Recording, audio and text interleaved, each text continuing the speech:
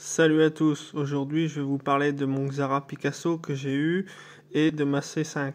Donc ce sont des voitures dont j'ai décidé de vous parler sur le même chapitre car ce sont sensiblement les mêmes caractéristiques. Après c'est les formes de voitures différentes mais les moteurs etc. sont des mêmes années. Comme vous le savez, j'en ai eu un il y a une bonne quinzaine d'années et j'en ai eu un récemment.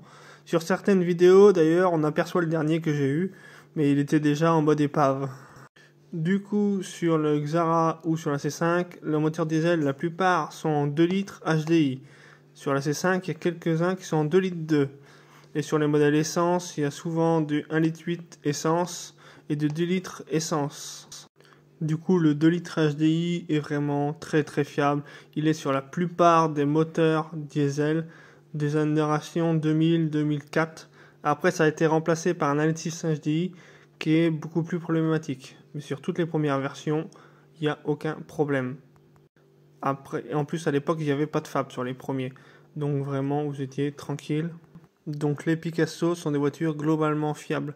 Surtout sur les diesels, il n'y a vraiment pas eu de gros problèmes. En plus, le 2 litres HDI était vraiment très solide. Donc vous pouvez acheter ça sans problème. Sur les C5, sur le 2 litres HDI, il n'y avait aucun problème. Des fois, certains moteurs en 2 litres 2 étaient pas très fiables. L'avantage des premières C5 est qu'il y avait encore le système de suspension, donc c'était des suspensions hydrauliques, mais du coup ça permettait que vous pouvez mettre très lourd dedans, elles ne s'écrasaient pas à l'arrière. Pour les modèles essence, le problème qu'elles avaient, c'est qu'elles consomment pas mal. C'était au minimum entre 8 et 10 litres, car ce sont des voitures un peu imposantes, et du coup le poids sur les modèles essence atmosphérique, ça se sent vite, et c'est pas diffusé. Il y a eu sur la C5 un modèle V6 essence qui du coup consommait beaucoup plus mais marchait vraiment fort. Elle faisait 3 litres, 220 chevaux, voire même 240 sur certains modèles et c'était une bombe.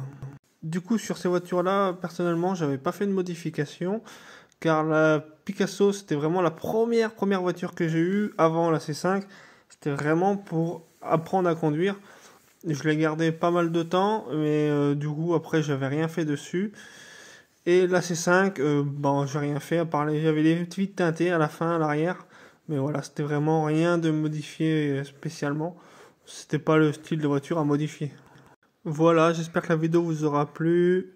Pensez à vous abonner. Salut!